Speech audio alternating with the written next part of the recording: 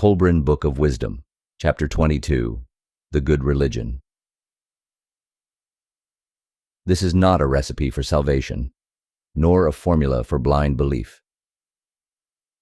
It is not a matter of doctrine alone, and dogmatic belief must not be rigidly imposed, though loyalty and unity are certainly to be expected from those who follow its light. The good religion is not so much a belief or doctrine as a way of living.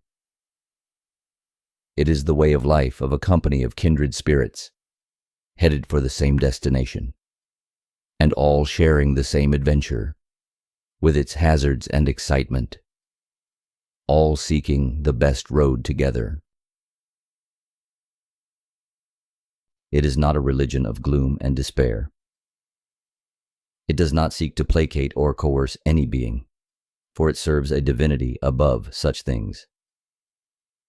It is not a religion reveling in servility and meekness. Instead, it seeks to reveal the greatness of man. It is a religion of joy and hope, of high ideals and aspirations. It adheres to the highest principles of truth, justice, and goodness. It aspires to the greatest good for all mankind, and believes in the sanctity of life, love, and family. It hallows hearth and home. It is a practical religion teaching the doctrine of evolving betterment. It establishes a standard for men to live by, which will make them better men and permit them to live in peace and harmony with others. It values the qualities of courage, audacity, fortitude, and steadfastness. It upholds the virtues of modesty, patience, purity, and gentleness. It is not a religion of undue restraint or narrow dogma, and it does not believe in the futile mortification of the body. It takes full regard of man as a twofold being, and maintains the dignity of the mortal as well as the spiritual body. It makes no empty promises of salvation or redemption, and is not founded upon a system of indulgences, rewards, or promises. It expounds the principles of personal responsibility, obligation, and effort. Its prime objectives are to the carrying out of the divine design and the service of mankind.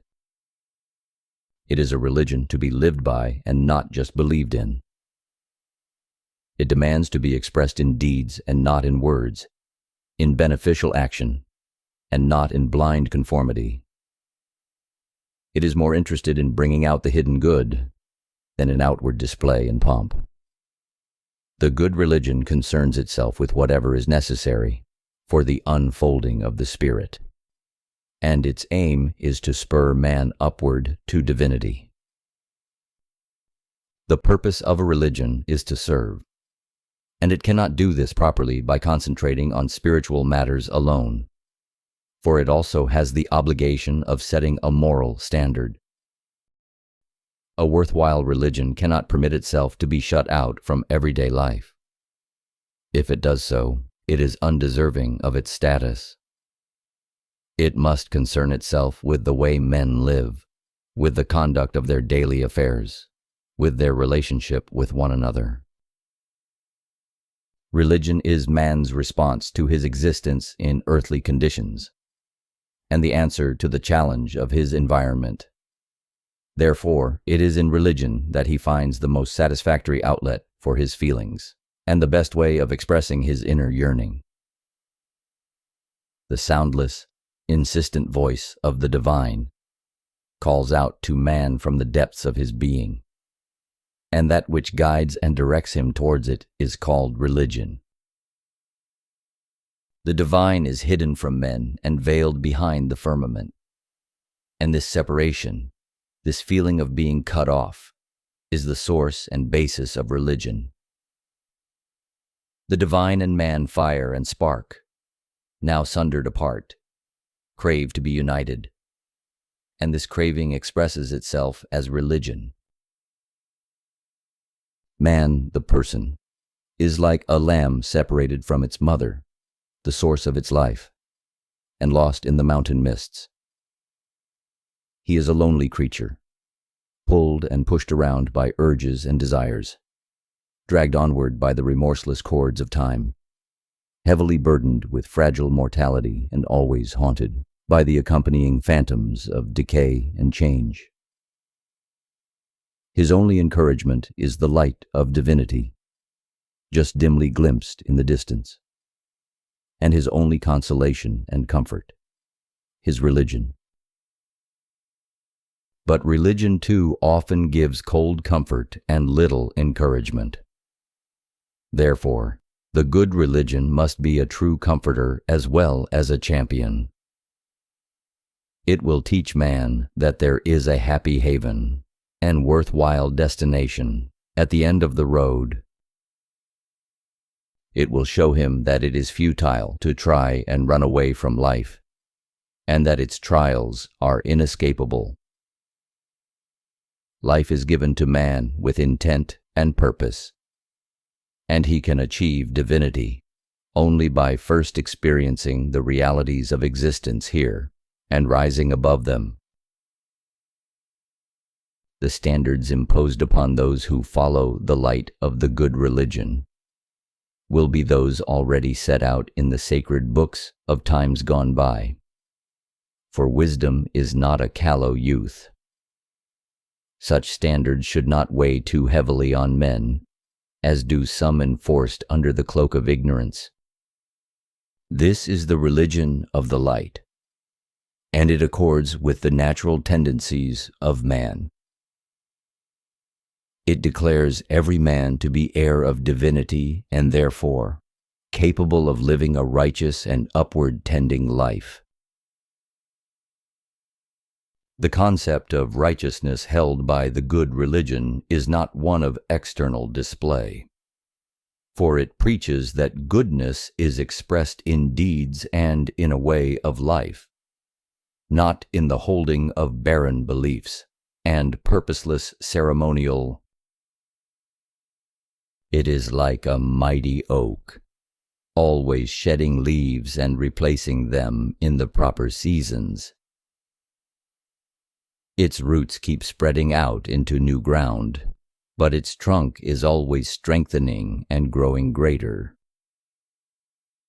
The good religion believes that man is the instrument of the divine and his deputy on earth, that man is entrusted with certain responsibilities and duties, which he can shirk only to his cost, that the soul is immortal and the body mortal, and that man can achieve divinity only through his own efforts. He can be saved by no one except himself. There are those who prefer the worship of many lesser divinities, and those who divide their belief, so from one come many, and each is content with his portion, and derides that of others. The many divinities are like mirages across the sands, which appear to offer cool waters, but no man ever found refreshment there. When darkness falls, the mirage disappears, and he who trod the sand towards it is lost. Men have to be organized in worship as in all things, but this is not so much for their own good, though this is often made the excuse, but to check man's inherent tendency towards irresponsibility and apathy. While it is true that the less responsible and resolute men are the more they have to be organized and controlled, it is also true that the more they are organized and controlled, the less responsible and resolute they tend to become. In this, as in all things, a balance must be struck. Therefore, when a religion teaches that men should be responsible and resolute, it should not seek to organize and control them too much. However, it must also be remembered that, without leadership, organization, and discipline, no battle was ever won. The good religion must do more than produce good men. The popular religions within the confines of civilization already produce good men, but they do not produce divinely inspired men, or men who rise even above goodness. The good religion will not accept the doctrine now preached, that the man who suffers is one who has done wrong, or offended some divinity.